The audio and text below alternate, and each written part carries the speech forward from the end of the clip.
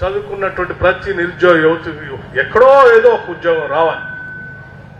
ఉద్యోగం రాకపోతే self employment ద్వారానే అతనికి ఉపాధి అవకాశాలు దొరికేటువంటి కార్యక్రమం చేయాలని ఆలోచన చేస్తున్నాం.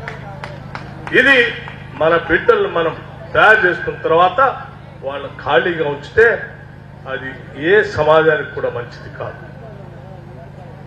ఇంజనీరింగ్ చదువుకోను, లేకపోతే పోస్ట్ గ్రాడ్యుయేషన్ చేసో ఉద్యోగం రాక తిరిగి వెనక్కి వచ్చి ఊళ్ళల్లో 100 రోజులు పనికి పోతున్నాం, లేకపోతే పెళ్లిళ్ళు జరుగుతూ ఉంటే అందులో సప్లయర్స్గా పోతూ ఉంటే ఏ సమాజానికి కూడా అది మంచిది కాదు అని గట్టిగా నమ్ముతున్నాం.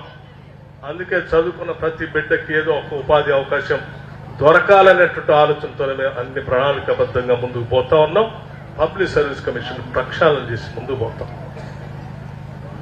స్నేహితులారా, అందుకే ఆలోచించే దీనిని ముందుకు తీసుకొని పోయే క్రమంలో మీ అందరి సహకారం, తల్లిదండ్రుల ఆశీస్సులు కూడా ఈ బిడ్డల పైన, ఈ పాఠశాల పైన, ఈ ప్రభుత్వం పైన కూడా ఉండాలని చెప్పి నేను మనస్ఫూర్తిగా మీ అందరికీ వేడుకుంటున్నాను.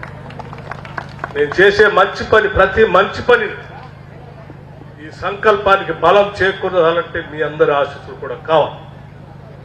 పాఠశాలను సంపూర్ణంగా నిర్మించడానికి నిధులు లేకపోయినా అక్కడ నిధులు పోగేసి 5,000 కోట్లు ఖర్చు పెట్టి ముందుకు పోయే క్రమంలో మరి చాలా అంశాలు ఇబ్బందికరమైన పరిస్థితులు వస్తాయి. అటువంటి వాటికి కూడా ఈ ఆశీస్సులు కావాలి.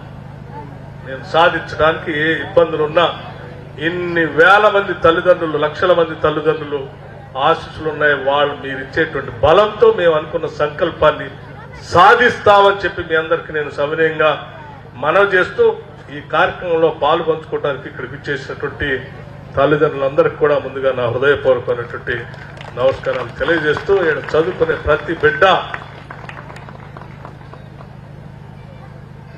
గొప్ప పౌరుడిగా ఎదగాలని మనస్ఫూర్తిగా కోరుకుంటూ మీ అందరికీ నా శుభ ఆశీస్సులు. ఈ ప్రభుత్వం తరఫున మీ అందరికీ అభినందనలు కూడా తెలియజేస్తూ సెలవు తీసుకుంటాను. జై హింద్.